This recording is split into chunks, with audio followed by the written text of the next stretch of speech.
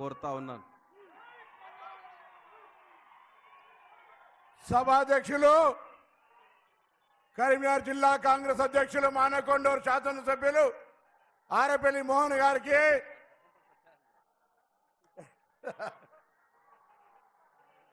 ఈనాడు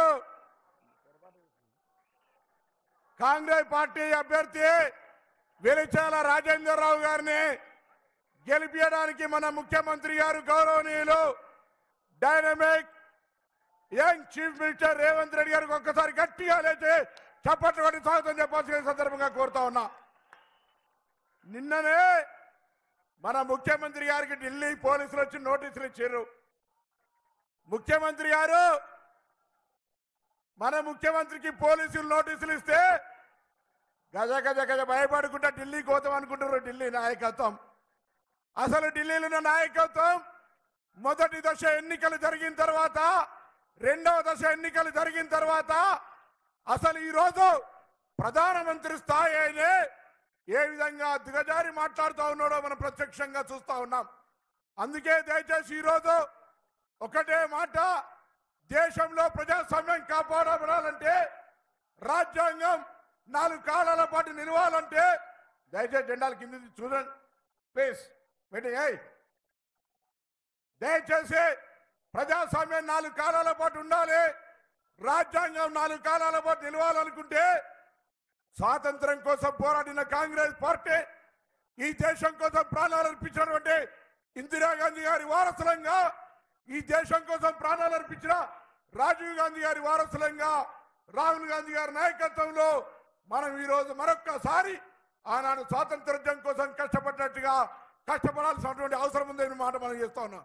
సమయం తక్కువ ఉంది, నేను కూడా సమయం ఎక్కువ తీసుకోకుండా ఒకటే మాట, ముఖ్యమంత్రి గారికి ఈరోజు కరీంనగర్ జిల్లా చరిత్రలో అనేక మంది పార్లమెంట్ సభ్యులను గెలిచినాం. నేను కూడా 5 సంవత్సరాలు పార్లమెంట్ సభ్యుడిగా ఈ నియోజకవర్గ అభివృద్ధికి సంబంధించి నా శక్తి వంచన లేకుండా తెలంగాణ కోసం పోరాడుతూ కూడా ఈ నియోజకవర్గ అభివృద్ధి కొరకు కృషి చేసినాం.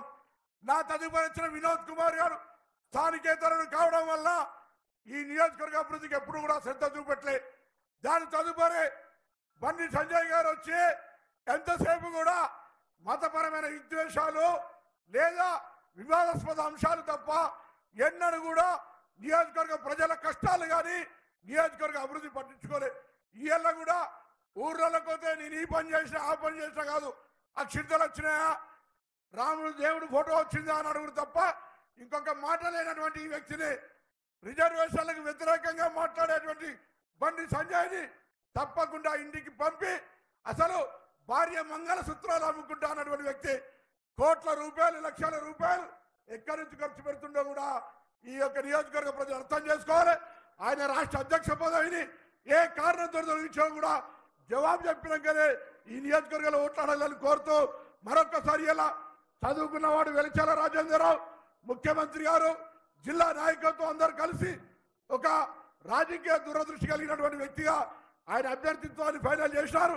దయచేసి మే 13 నాడు కరీంనగర్ లోక్సభ మీద కాంగ్రెస్ జెండా ఎగిరే విధంగా అందరూ గట్టిగా కృషి చేయాలని కోరుతూ అందరికి హృదయపూర్వకంగా నమస్కారం తెలియజేస్తూ సెలవు తీసుకుంటున్నా. జై కాంగ్రెస్, జై కాంగ్రెస్. మన అభిమాన నాయకుడు సింహ స్వప్నంలా కేసీఆర్ను బొందబెట్టి మరొక నియంత్రణను మరికొద్ది రోజుల లోపల మట్టి కరిపించడానికి సిద్ధంగా ఉన్న ఇప్పుడు